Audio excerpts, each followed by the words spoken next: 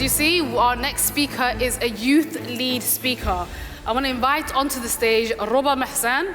Rouba Mhaissen is an economist, community mobilizer, and development practitioner who works on development issues in the MENA region.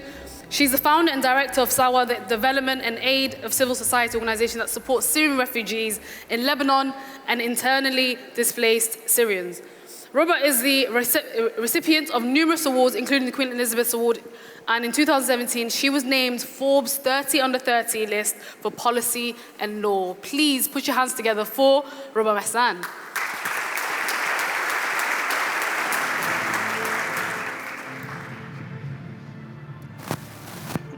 Thank you, my dear. Salam, everyone. So I've been already introduced. My name is Rouba Mhaissen. I'm 34, so it's been almost 10 years since I was last called a youth according to the UN definition, but I definitely still feel that I'm somehow young. When I was 22 years old, I was doing my PhD in London. I was studying in the UK. And, you know, the Arab Spring started. We started hearing about the revolutions. And I was visiting my family in December and watching TV. I'm half Syrian, half Lebanese myself. So I heard about the first 40 Syrian families that arrived into Lebanon. At the time, these weren't even called Syrian refugees because there was nothing as a term like Syrian refugees. So it really hit me like, you know, Syria is the country of feasts, of good food, of generosity. So how come Syrians are now in the streets literally without anything? So as a 22-year-old, I took the car, drove up to Akkar in the north of Lebanon, and I asked these people, what is it that you need? And then 10 years later, SAWA for Development and Aid became one of the bigger organizations working on the Syrian refugee crisis. So when we first started working, our main aim was to deliver humanitarian aid, to deliver food baskets, and to just go on the field and deliver things. But there were two incidents that happened during my work that really changed the values through which we do work at SAWA. The first incident was that I was a 22-year-old, and we were distributing bread in the Bekaa, and I was trying to tell people, please stand in line, guys. Everyone needs to stand in line so that the delivery of bread would be good. We didn't have very complicated systems at the time. And I was walking through these queues, standing to queue up for bread, and I heard a man telling his wife, can you imagine that yesterday I was in my clinic as a doctor, and today a young girl is screaming at me because I'm queuing for bread? And that literally hit home a lot for me. And this is when dignity became one of the core values that we use in our work. Another incident happened. Yeah.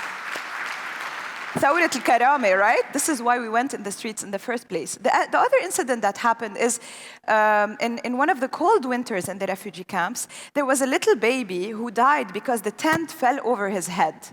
And the reason that happened is just because the snow queued up, there was so much snow on top of the tent that nobody brushed off, although there were 3 young men in the tents sitting there.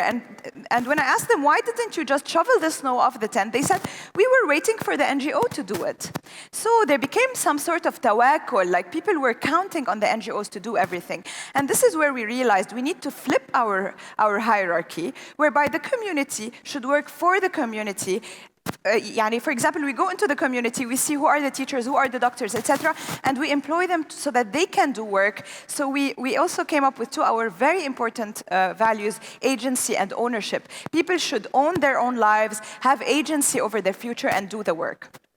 Now, when I came here and they told me you need to give this speech, I've spoken at Davos before, I spoke at the World Economic Forum before, I spoke at the Web Summit, at the UN, in all of these different forums, but I was a bit stressed to come and speak here for a different reason. And the reason was there is a person in this audience that I really admire. This is someone who really, really, really is working on themselves to become a better person, someone who is driven, wants to do something differently, who woke up on a Sunday and came all the way here to watch these panels. And this is each and every one of you. And I'm not just saying that. When I speak to presidents, heads of organizations, yeah, this is to you. When I speak to presidents, heads of organizations, UN members, I know they're going to come, deliver their speeches. They're not going to do anything. But youth, even if you close your eyes now, you can feel fidgeting on your skin because of how much energy is in this room. So this is why I was very excited and scared to come talk to you here. And also because this is Al-Sharq Forum. And every time I get invited to a forum, it's a westernized forum. But I want to come speak, as Linda said, as an unapologetically Muslim, as an unapologetically Arab. I want to talk about my values, and this is the space for it. So thank you, Sharq, also for providing me with this opportunity. So since today is a special day, I just want to share 10 thoughts. I'm going to be very quick. Organizers, don't look at me. About things that I've learned across the way coming here and being here. The first is the power of intention. You know, in the hadith, in Kitab al-Ahadith, إِنَّمَا الْأَعْمَالُ بِالنِّيَّاتِ. This is the first hadith in Kitab al-Ahadith, and it is that for a reason. When you are working and you feel that your work started to become not very organized, fayt bil-hayt, things are not lining up, you have to go back and revise your intention. You have to go back and purify your intention and say, why am I doing the work that I'm doing? Does my intention today align with my goal that I'm setting for my future? So you have to go back and realign your intention. And believe me, the power of intention is one of the strongest tools that we have in the work, in any work that we do. The second thing is, one time I was going to a meeting, and I called one of the people that I take advice from, and I was like, what shall I wear? I mean, women in this room, also men will know what I'm talking about. What shall I wear? Shall I wear a suit or a dress or to go casually? And that person said a little short quote that really changed my life. He said, be you. Be you, because when you are comfortable, you are genuine, you are authentic, and people can feel that. People can relate to authenticity. People can relate to people being themselves. So always, no matter what you are doing, always be you. The other thing is about a leap of faith. I was also like 23-year-old, and I had a call from the UK Parliament saying, we need someone to brief us on Syria. Immediately, without thinking, I said, yes, I will do it. And then I thought, what did I do? I don't know anything about what's happening in Syria today, how the war is going, what's happening on the ground. I don't know enough to go and brief them. But then I realized, if my brothers and sisters are spending their lives, if they are imprisoned, if they are, we don't know where they are, if they are detained, the least I can do is do what I'm doing. So, everything we are doing now, there is people sacrificing even more. So just take a leap of faith, jump, and then prepare, and you will be able to do it, inshallah.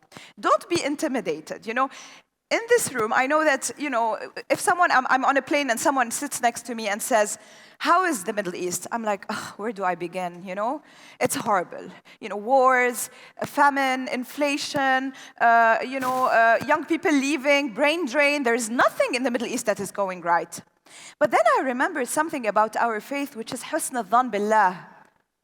Always think that tomorrow is better, because God promised us, whoever they have on their side, we have God on our side. Isn't that enough? So our region, guys, will become better. And don't think and be intimidated. Where do I begin? There's 60 billion refugees in this world. How do I do the work that I do? The world is made up of little circles. So if you do your work, you will be able to change the world. One time, I remember someone from Iceland emailed me when there was in Aleppo, there was the genocide in Aleppo, telling me, what can I do for Aleppo today? And I was thinking, what can a guy in Iceland do for Aleppo today? Like, really, what can, donate money? What can they do? And then I emailed him and I said, call your mother.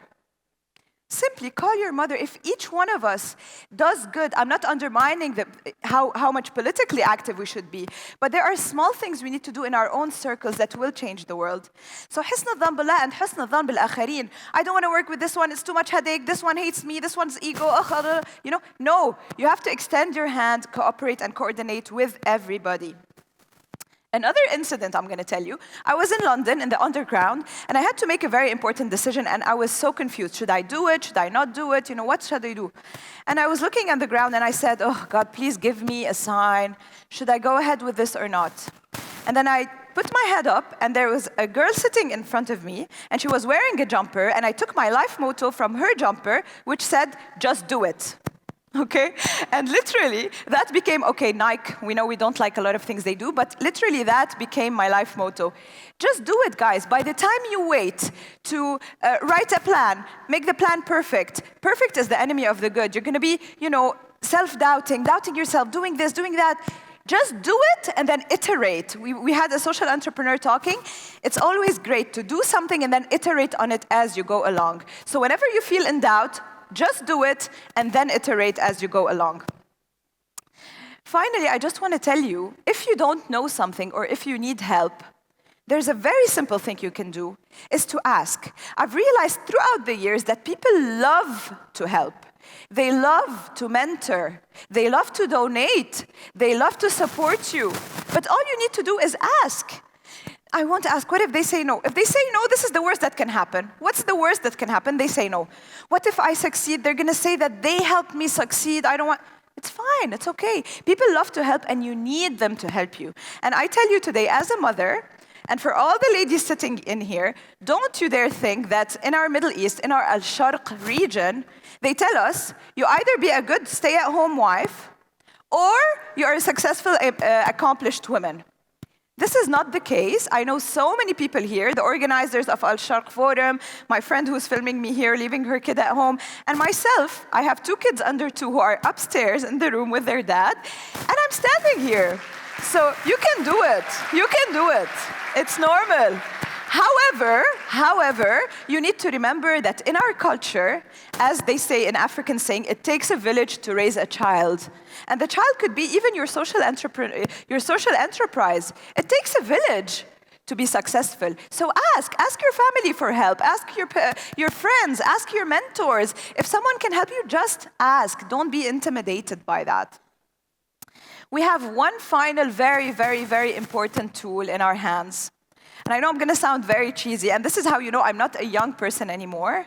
But really, one of the most important tools we have, and everyone here sitting has that tool in your hand, which is a very simple sentence, Allah yirda alayk or Allah yirda alayki. If you ask me why I've reached where I am today, I would tell you it's because my parents tell me every single day, Allah yirda alayki. May God bless you.